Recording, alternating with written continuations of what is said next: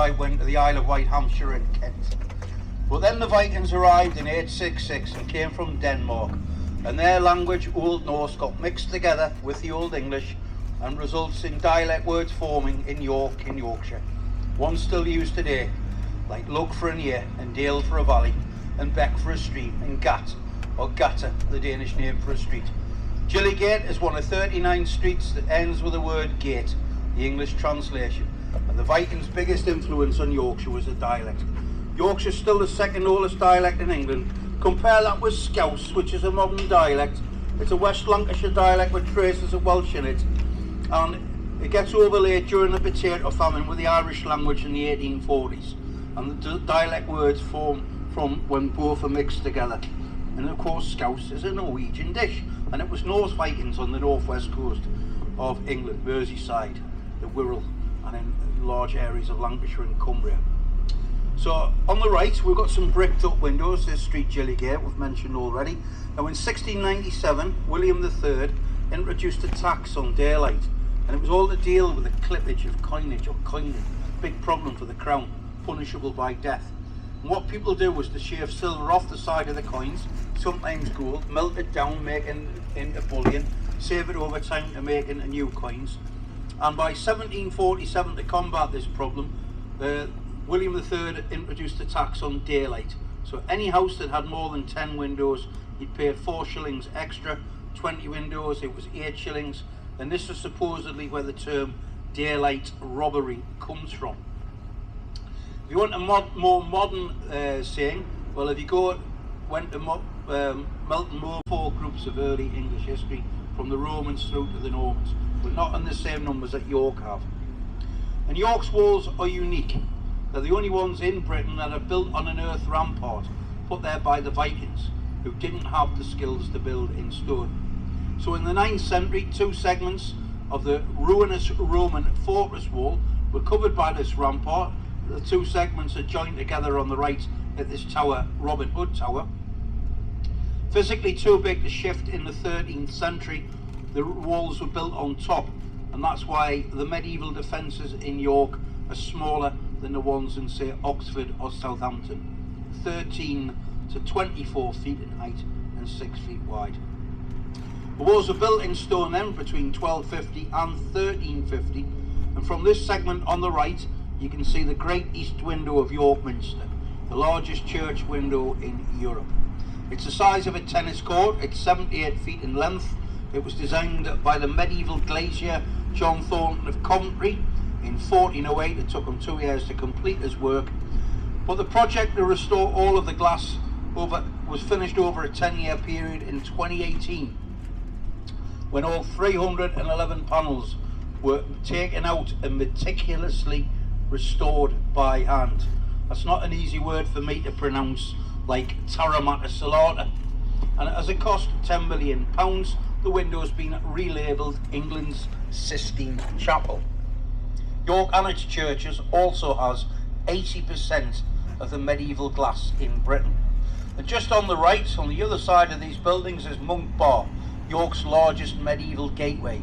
York and Conway are the only 2 places in Britain that have all 4 original medieval entrances, and this is York's tallest on the right, 63 feet in height. Now, if you've got any visitors upstairs from Liverpool, the celebrated horse painter George Stubbs, born in Maghull, studied anatomy here on the right at the old county hospital. This is the Victorian version on the right, and he studied at the Georgian one for 7 years, studied anatomy under Charles Meredith, a very famous surgeon, and after 7 years in York he left for London, where he painted Whistlejacket, a prancing horse, now on display at the National Portrait Gallery. Like most of his work, he's Britain's most celebrated portrait painter, and he was here in York. On the left, opposite the post box, a reconstruction of an Elizabethan knot garden. The gentry in the 15th to the 17th century intertwined the plants together to give the form of a knot, and knot gardens were laid out for pleasure instead of growing plants for herbs and remedies, a necessity in the Middle Ages when monasteries were the early hospitals. Gardening and fishing are now the biggest pastimes in Britain, not binge drinking and bingo. And on the road to Bridlington, 7 miles from here, the village of Stamford Bridge, where Harold Hardrada, the Norwegian king, was defeated by Harold II, the last Saxon king of England. 3 weeks later he died at Hastings. It marks the start of the Norman period in England, but it's not the end of the Viking period in York. The Vikings attacked again, 1075, planned another raid, 1086. So the Norwegians and Danish royal houses had a claim to the English crown well into the early Middle Ages. And the Normans arrived in York in 1068. They made use of the River Foss to the left, built a dam near the castle, which created a huge artificial lake called the King's Fish Pool that defends this part of York, the eastern part of the city, until the 1700s. And if you look to the right now, you might want to take a photograph of another walled circuit, which is the ancient wall of Sainsbury's, and dates back to AD 1982. Even a trip to the supermarket in York results in history. It was the air workmen came across skeletons on this site, all found in simple wooden coffins without grave goods, not buried in a haphazard way that medieval Christian cemeteries were laid out. It's a Jewish cemetery. It's one of 10 in England. The dig was stopped halfway through, and it was never fully recorded, and there's an estimated 500 plus burials still on this site where the multi-storey car park now stands. By law, the Jews weren't allowed to bury their dead inside medieval defences, having first arrived with the Normans in 1070 to escape persecution at the time in Spain and Portugal.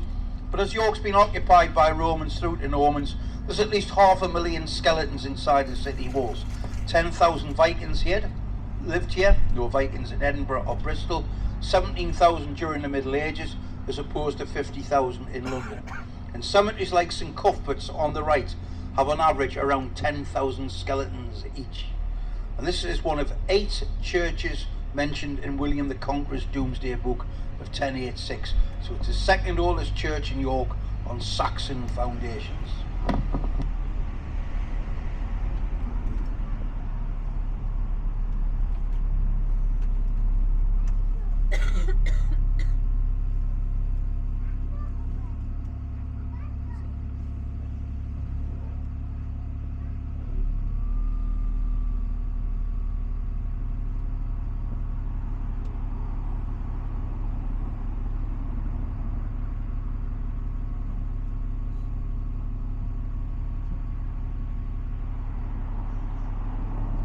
Side is the Black Swan Pub, 1417 as a building, but it's one of the oldest in York, although the frontage is 1930 surprisingly. The interior is mainly 17th century timbers and roaring fireplaces. Lots of little passageways. See if you can spot one of the 10 ghosts in there. Pair of legs runs up and down the staircase, curse pipe mounted on the wall, gentleman with a bowler hat and waistcoat, tuts and fidgets as he looks at a timepiece, like he's waiting for a meeting that's never going to happen.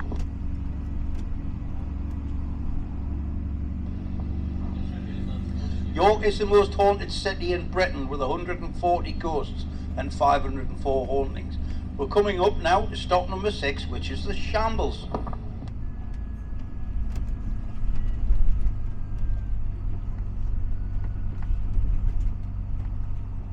We're all ready up to now? Are you sure that's okay? I can do something differently if you want us to. You don't want us to slow down or anything?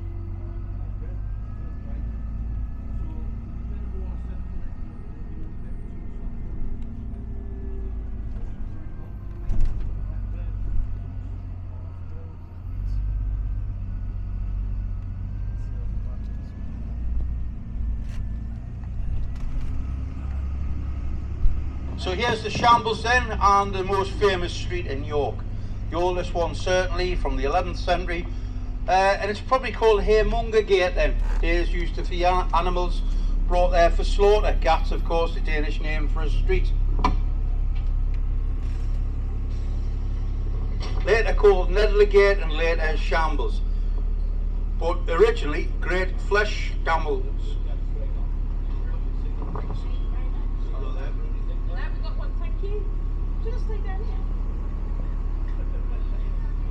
The scammel is the Old English name for a table or bench that's placed outside of a shop when people were served from open windows.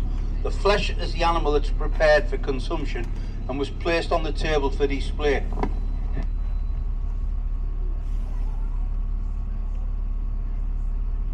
street gets abbreviated to Shambles. Now the architecture on Shambles, where you had to be a member of a guild to work in a skilled industry like butchery or shoemaking, and that's where the butchers lived and worked, is called jettying, and common throughout the Middle Ages. So in settlements which were defended by ditches and ramparts, the houses meet at the second and third story level, well, supposedly. Just a lack of space.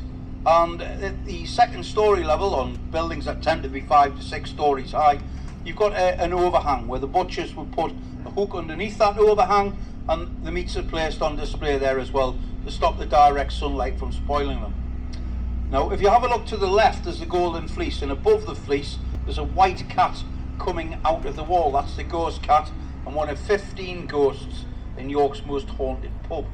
Well, not 15, it's 14 really, because Geoffrey Monroe was a Canadian pilot and died in room number 4. And a lady from California claims the ghost, who died in World War II, followed her across the Atlantic Ocean, and it hasn't been seen since she left that room over 20 years ago. 6 churches in York, then technically free. This is one of them, on the right, All Saints pavement. Put what you like into the donation box of a church that dates back mainly to 1400. And York and its churches has 80% of the medieval glass in Britain. It doesn't have a pub for every day of the year. That's a load of rubbish, which came from Norwich originally, 1930s. Claimed to have a church for every Sunday, monastery for every month. 269 pubs is the most ever recorded in York in the 17th century. And if you look to the left, one of the most famous is the Blue Boar, opposite the zebra crossing. And if anybody's from Essex, where Dick Turpin's from, Thaxted to be precise, his corpse is laid out in the cellar of this pub on the left in the 1730s when he was executed for horse theft. It's a temporary mortuary. His corpse was stolen later by body snatchers, because York was 3 days from Edinburgh by stagecoach, and surgeons there would pay 2.5 months' salary to men to dig corpses out of the ground. The only ones legally available for dissection at the time were executed criminals, and luckily for Turpin, his corpse was rescued by his friends. Our next stop now is number 7. This is for the castle, the Army Museum, river cruises. Got discounts on the tickets for loads of attractions, 15% off for the castle, for example. And this is where most of the attractions are located. Stop number 7, which is our last major stop until really the Everyman Cinema, stop 18.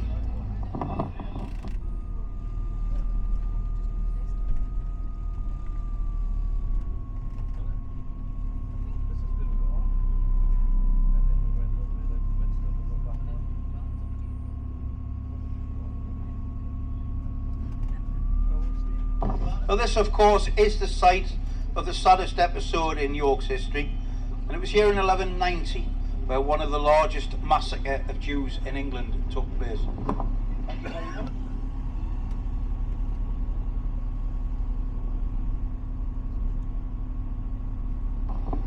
In March 1190, Richard I, or Lionheart, had been crowned at Westminster and was said to have barred entry to the leading members of London's Jewish community who came bearing him gifts. Nobody's really certain what happened.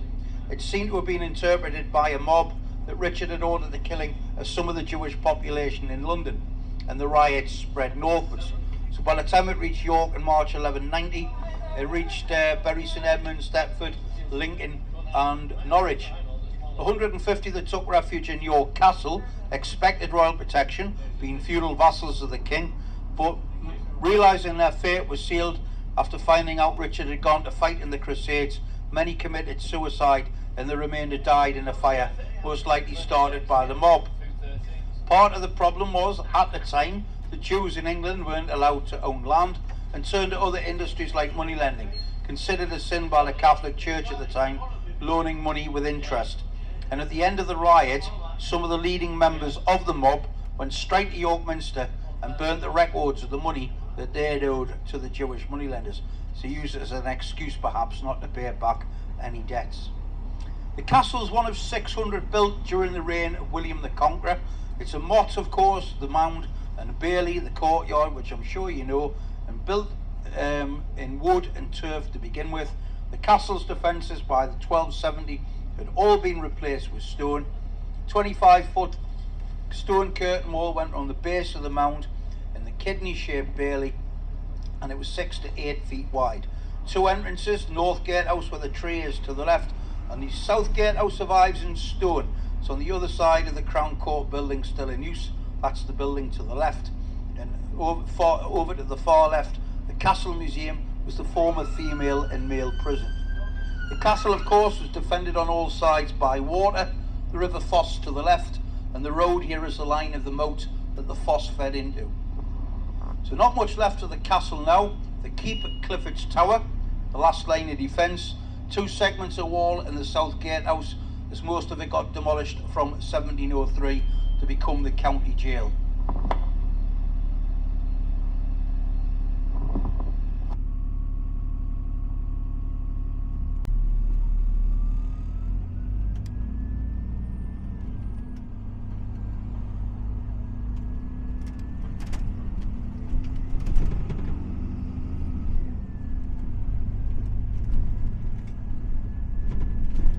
Now, on the left-hand side, on the left-hand side is the west wall of the castle, and there are 2 drum towers out of 6 that survive. You've also got coming into view the South Gatehouse if you want to take a photograph, and the remains of a drawbridge pit set slightly in front. East wall's also to the left, with the River Foss defending the castle. And you also have here a white building to the left, which is one of 815 Wetherspoons in Britain. This one's called the Postern Gate, from the French word posterior, that means end. And it's a reference to that small entrance in front. The archway, because posterior, end tower, end gate, side entrance where there's an isolated stretch of wall, and it eventually means that 30% of French words make up modern English. 20% is Latin, 1% is Old English from the Anglo-Saxons, and from areas like Yorkshire, heavily influenced by the Vikings, 1,000 words from Danish and Norwegian Old Norse, and keywords in modern English, such as knife, window, sky, and egg.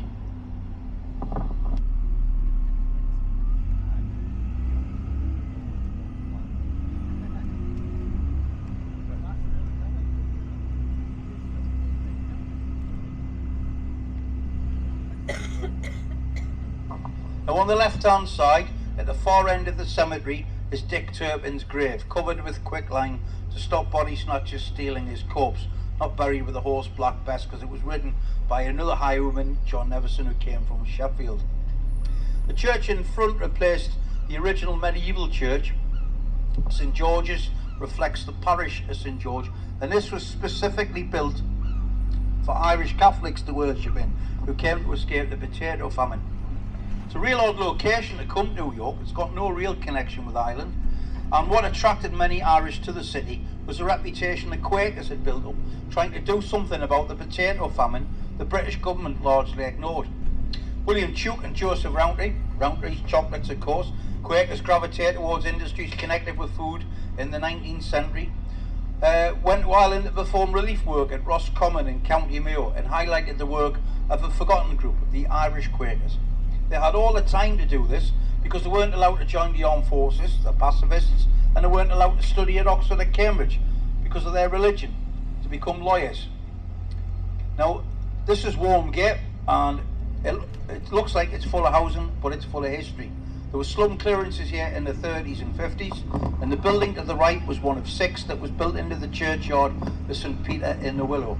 The white building, Bowes Morel House, dates back to 1400 and was the vicarage for the church, lost in the 1600s. But not many buildings survive from the Middle Ages or Elizabethan era here, but there is a significant medieval building at the end of this street, a barbican, an outer defence. And you'll see them attached to castles, but this is the only one attached to a city wall in Britain. The idea of this was to trap people inside it, use an iron gate that was fixed to the front that helped quarantine York in times of disease, when leprosy was the most feared disease before the Black Death in England. You can see 2 14th century oak doors and a portcullis beneath the central arch, which is Norman, and anybody trapped in there during a siege would have boiling urine poured onto them, rather than boiling oil. And if you see oil being used in movies, it's not accurate because it was too expensive. I'm only using the word movie, by the way, because I cannot say film properly. And a little word of warning: if you go to Newcastle on a city break, whatever you do, don't mention the Four Tops, because it's one song that winds people up, going loco down in Acapulco.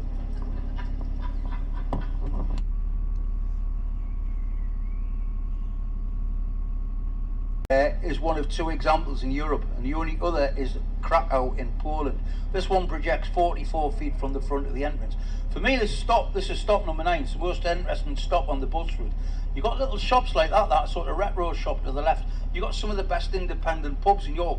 Just outside is the Rook and Gaskell, one of 3 pubs in a group run by York Brewery, all to do with capital punishment. Rook and Gaskell were executed for sheep rustling in York in the 18th century. There's the last drop in, the 3-legged mare, the tripod used to hang Dick Turpin.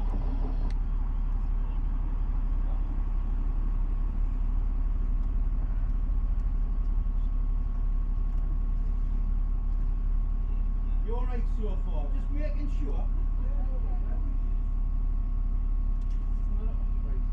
No, this is the sort of thing I want you to see in York. Something like this. Not unfinished. Yorkshire. That's a cafe now.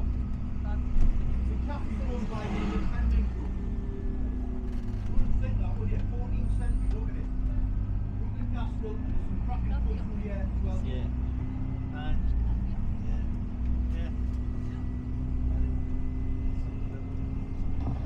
Now the ditch here, it gets filled in the 1820s when the area gets converted into a cattle market. There's pens everywhere, pens for the pig, sheep and other livestock. There was such a stench that a health committee had been formed. Joseph Rowley, whose ward it was, were concerned about the smell, and the health committee suggested removing the wall to allow the free circulation of fresh air.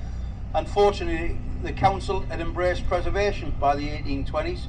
If this segment on the right had been demolished, Chester would now be the longest walled medieval circuit.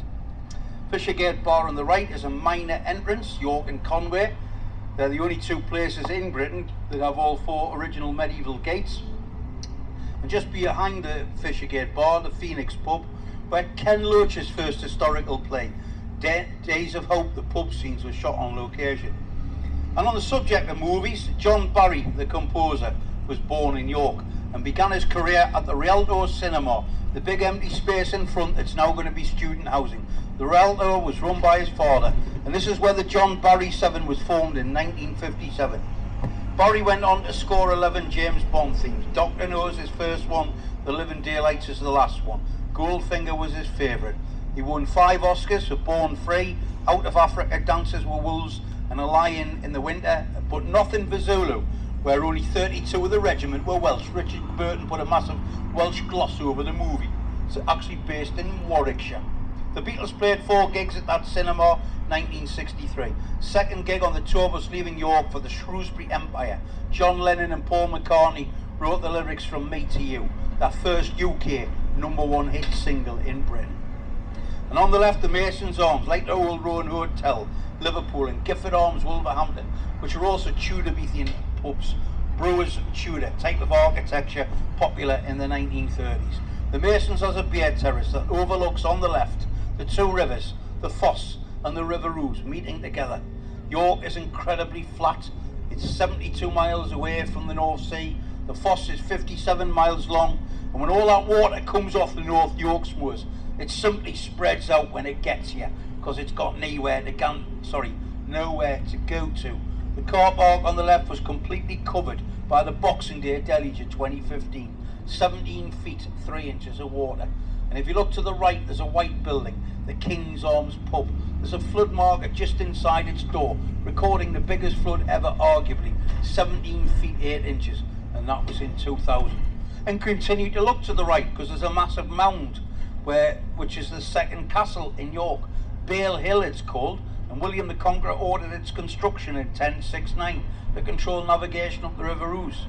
It was a similar size in layout to Clifford's Tower and was abandoned about 1270 and never rebuilt in stone, and later became part of the city's defences in the 14th century, as you can see on the right hand side.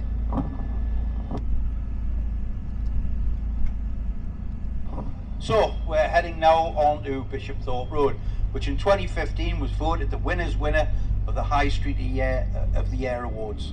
230 entries. York won not just the local category, but the winner award as well. But the economic crash of 2008 had led to the closure of many businesses here, and it was a cooperative that was formed that completely transformed the area in 2010. Their first initiative was to have a street party. Bulls got put up in 2010 and will get lit up every Christmas since. Bunting put up for the Tour de France, Tour de Yorkshire 2014-15. That's when this street was relabelled the Notting Hill area of York. About 90% of the businesses here are independent. And with 2,000 years of history here in York, you're going to want to come back. And why not stay at York's smallest house on the left, as long as there's not more than 2 people. 76 with the black lanterns outside is an old doctor's surgery. One of its alleyways is now 76A Bishopthorpe Road, which has a staircase inserted into it and leads to a holiday let that fits 2 people. So have a look on the left hand side now for 76A. There it is on the left. And have a look ahead of us and you'll see the old Terry's factory looming on the horizon. The only chocolate factory left in York now is Nestlé Rowntree, who produce Kit Kat here in York, the 4th biggest selling chocolate bar in the world. Number 1 at the minute is Snickers. Kit Kat, Aero and Smarties were all products rebranded because of Black Magic, the first chocolate box assortment for the masses, launched in 1933, which also helped save Rowntree's from going under. Cadbury's dominated the market, boxed chocolate market especially, and boxed chocolates in the 30s cost £300. Boxes were handmade, so were the chocolates. Cadbury's Dairy Milk was the biggest selling chocolate bar of the single market, and whatever Rowntree's put up against them, it failed. So George Harris was appointed head of publicity just after Rowntree's considered a merger with Cadbury's, and used American marketing techniques for the first time in Britain to launch Black Magic for this new market, the working classes. Brand advertising, black box with white lettering, cost £6, not £300. And consumer research, the interviewed shopkeepers found men buying boxes of chocolates for women as a form of marriage proposal, and they were more interested in what was in the box than on the outside of it, which led Harris to do taste tests to find suitable flavours, and 12 were chosen, such as a cherry cup and hazelnut cluster. It worked so well that other products got rebranded. Rowntree's Chocolate Crisp becomes Kit Kat, and Rowntree's Chocolate Beans Smarties, both in the late 30s, when a circular tube in 4 different colours were added. Other companies did the same, like Macintosh and Halifax, later to merge with Rowntree's, used a tin for Quality Street instead of expensive packaging. And with the working classes in Britain eating toffee, not able to afford chocolate, Macintosh mixed fruit cream with toffee, coated in chocolate, and the green triangle in the tin is the first chocolate that the working classes probably ever tasted.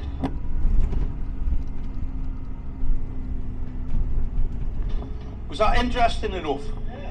Right then, I'll take Terry's. I haven't got time for cravings, but I can fit Terry's in if you like. And here on the left is where they used to make an apple version of chocolate orange up until 1954. The Orange Sidekick joined it in 1932. 60 million chocolate oranges used to be made on this site. 44 million now made in Strasbourg in France, where it's made but not sold.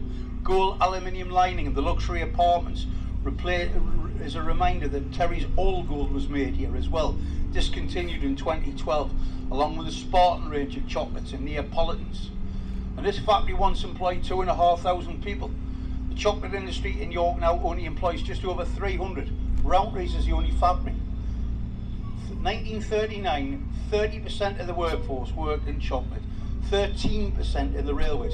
17,000 now work in the biggest industry, which is tourism. Are we all right for this stop, Rob? Is that okay, mate? Only if you've got time in the schedule. Have a quick look to your left, and the only original building left is that water tower, and the clock faces there are quite important, because the company, who were very clever with advertising, instead of painting the name Terry's in big bold letters across the brickwork, placed the name of the company where the numbers should be, and it spells Terry York. Designed like that to sell more products on a race day, as you can see it from every angle of the race course. So yeah, got Terry's York and all four flock faces there. You might remember, do you remember when Yorkie was placed on the side of the place Yorkie on the side, strapline, not for girls, on the side of Yorkie in 2000. Record sales, lots of women bought it out to protest. 7 years later, however, the pink wrapper, limited edition, got banned by news agents in Liverpool and Birmingham, so it didn't work. Blue Smarty, taken out, put back in, hexagonal tube, all very clever advertising, ways to advertise. And Terry's were one of the front runners in advertising. So it's now a nursing home, luxury apartments and social housing as well. We're okay up to now?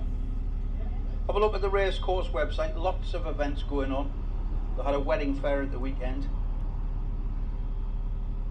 Right, I'll head back downstairs because it's just because there's feedback on the mic and it won't plug into this one. That's the only reason I'm downstairs. I'm not being rude or anything like that.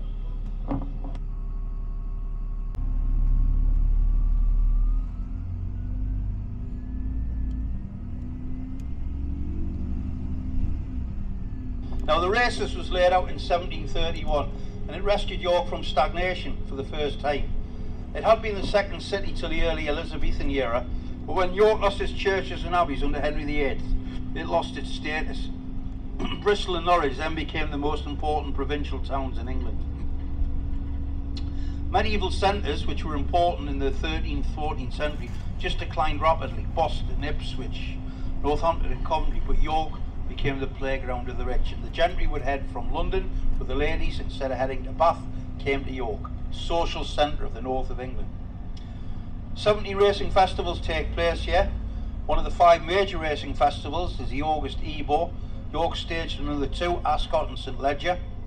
And the Gimcrack meeting, introduced in the 1840s, when Doncaster emerged as a more popular venue, better racing, better quality racing, attracted a record attendance of 150,000 in 1845. But the record attendance ever was 200,000 here in 1982 to witness Pope John Paul II giving Mass. And on the left, 6,000 gathered at York Tyburn, the execution site in amongst the trees, named after the tributary in Tyburn that ran into the River Thames, to see Dick Turpin executed for horse theft. From Essex, he's a member of a vicious gang of housebreakers on the fringes of London. When the gang was rounded up, he escaped up to Yorkshire and he settled in Brough near Hull, where he made a living stealing horses.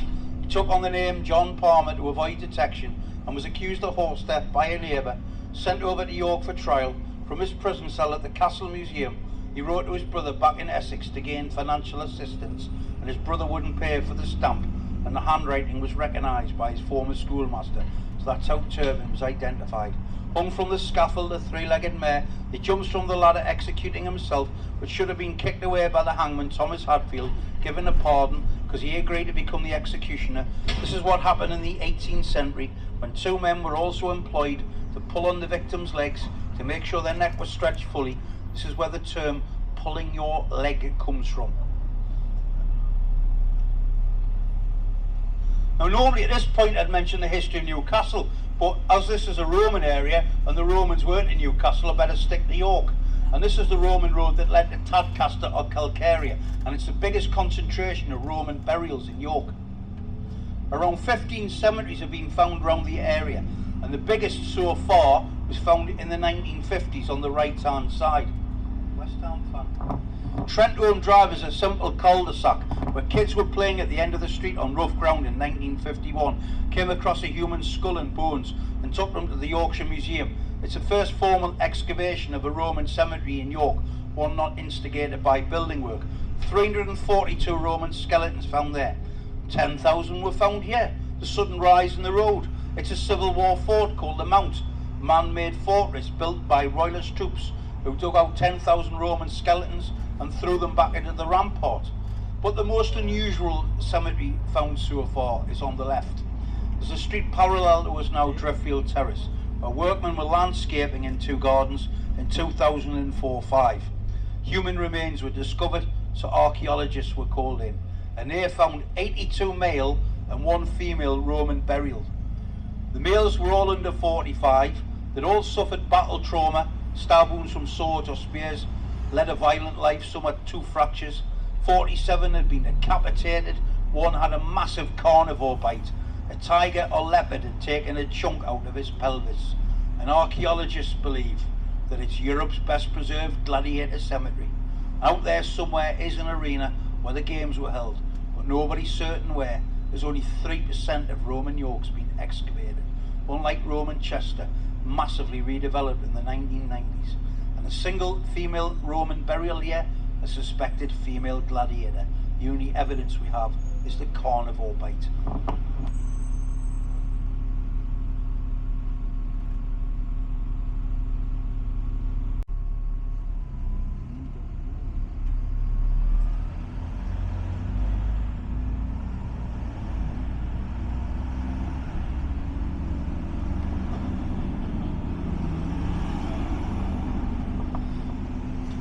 So these houses built in what was the most fashionable place to live in York in the 1820s, the Mount, have been built over cemeteries or individual graves.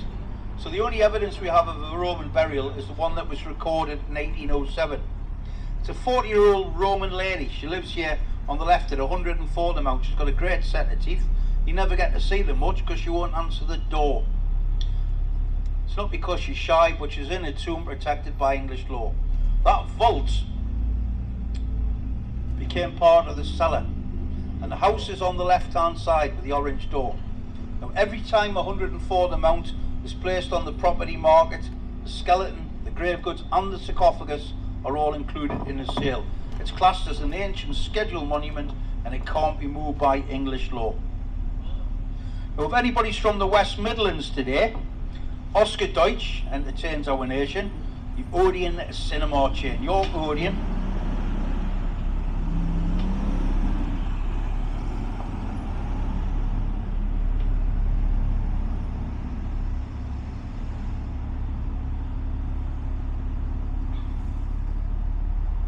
Oscar Deutsch entertains our nation is what Odeon supposedly stood for. And there were 258 built over an 11-year period, all individual in style in the face of competition from ABC and Groman. York Odeon, now the Everyman on the left, is the only one with its original Art Deco cinema sign. So the only two that were similar, Sutton Coldfield and Harrogate. That's it there.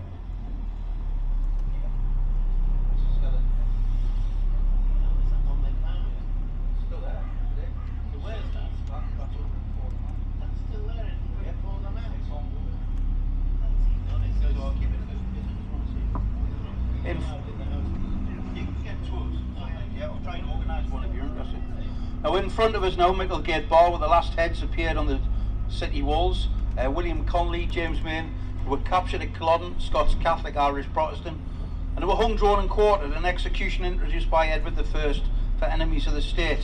So he'd hang the victim while he passed out, he'd draw him to the execution site, the liver's removed, the kidney thrown into an open fire. Once actually dead, the body was quartered. I've done part of it down because it's pretty horrific. But the arms and legs were preserved in tar, sent to the four corners of England for display, placed on the city walls, at places such as Exeter and Shrewsbury, for example. Heads placed onto wooden spikes remain where the person was executed, and the most famous person that appeared on Micklegate Bar was probably Richard, Duke of York, captured at the Battle of Wakefield in 1460.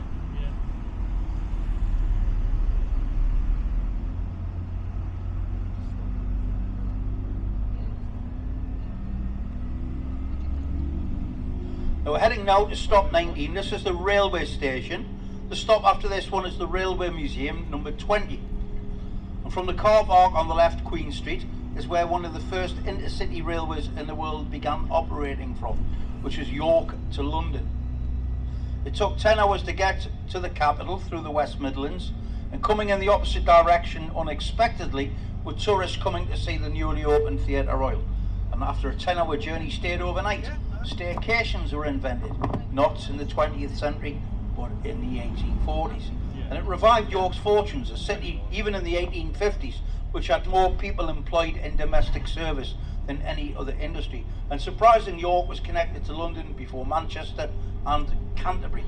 The Industrial Revolution, however, had bypassed the city. So what would have York become? It's one of these things that you don't think of.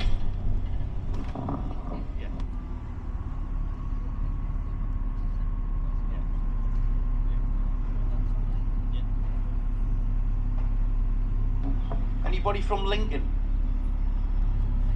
Right, so be curious about anything. This is what York would have become, Lincoln. It's isolated on the rail network. And it's one of the first cities to propose a line direct to London, 1821. 6 services operate, York has got 29.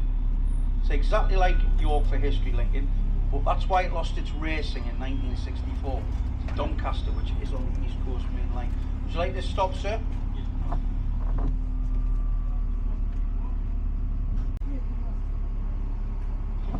How many people would have thought about that connection with York and Lincoln there? You don't, do you? It's the same with railway history. So other examples, like the car chases for the Italian job, shot in a sewage system in Coventry. Get Carter set in Newcastle, and the book it's based on, Jack Holmes' home, it's set in Doncaster. The first curry restaurant in Britain, 1808, the Hindustani Coffee House, Portman Square, London. Curry's a Portuguese phrase, they're in India. Before the British. How come the Red Line's the most popular pub name? James I of... Is anybody from Scotland? Help us out with this one, please. James I of England, James VI of England, James I of Scotland, insisted when Queen Elizabeth died that when he travelled down to London from Edinburgh to claim the throne, that the Scotland's emblem, the Red Lion, appeared on every major English building. 1,550 Red Lions in Britain. Things like that you don't think of. So with railway history, which can be quite dull, it's not, it's fascinating because you can link anything. So for example, anybody from London today? London's biggest cemetery, most people would probably say Highgate. London's biggest cemetery is in Surrey. The reason for that is because of the railways. So with cholera, there were 4 major outbreaks in the 19th century. York's answer was that cemetery to the right, the first one since the Jewish cemetery in the 12th century outside of city walls, because nobody knew how it was spread. So the Necropolis Railway in 1850 built a terminus at Waterloo, and a 20-mile stretch of track ran towards Woking, where Brookwood Cemetery accounted for 9% of London's dead. Anybody from Australia? Because Australia was the only other country to attempt funeral trails. Murder carriage in the National Railway Museum, our next stop. 3 murders were solved on Britain's railways by 1901. No corridors, no communication between guard and passenger. And most football grounds were built near tube and railway stations, Stamford Bridge, Sinsel Bank, for ease of access. Rugby union grounds as far away as possible to discourage the working classes from coming to watch the sport. Look at how far Twickenham and Moseley are away. Things like that you don't think of. This is the Railway Museum, stop number 20. We're having to use this stop on the left when buses are parked down there. And our next stop, 21, covers the Minster and Betty's Tea Room, but stop number 1 is the best stop for the Minster. Now, 6 churches in York are technically free. The best one for me has to be All Saints North Street, hidden behind the Maltings pub here on the right.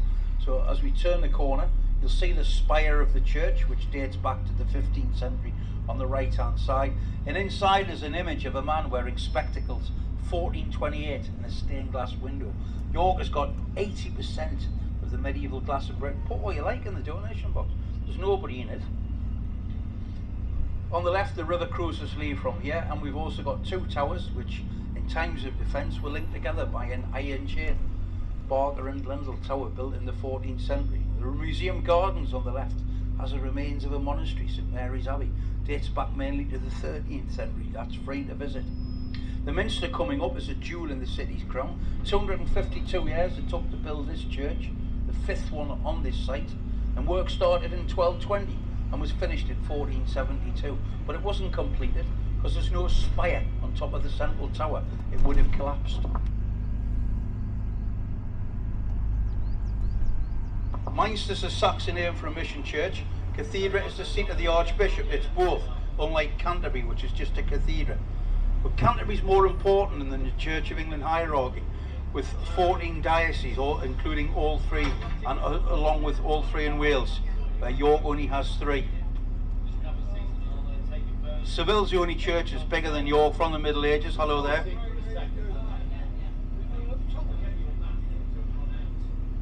And York is one of 6 cathedrals in the world with its own police force to look after its stained glass.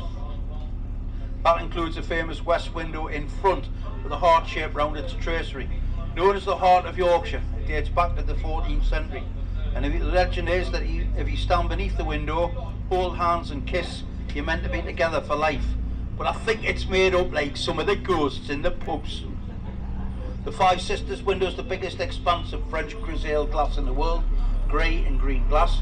The rose window survived the fire of 1984 when the south transept was struck by lightning, and for 3 hours non-stop, 2 firemen poured cold water onto the lead strips in the glass, saving 47,000 individual pieces.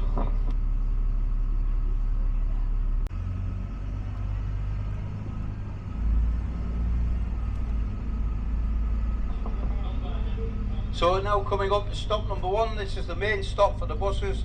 Last tours leave from here at 4:30. You can use your tickets tomorrow as well, if you have bought them. Of course you can use them as much as you like today. Got other guides working, and tomorrow different stories, different information, and this is where you get for the access to York Minster on the right. The staircase leads to the best segment of the city walls for scenery, and behind the art gallery, which should be open tomorrow, the remains of a monastery, St Mary's Abbey. Stop number 1, Exhibition Square.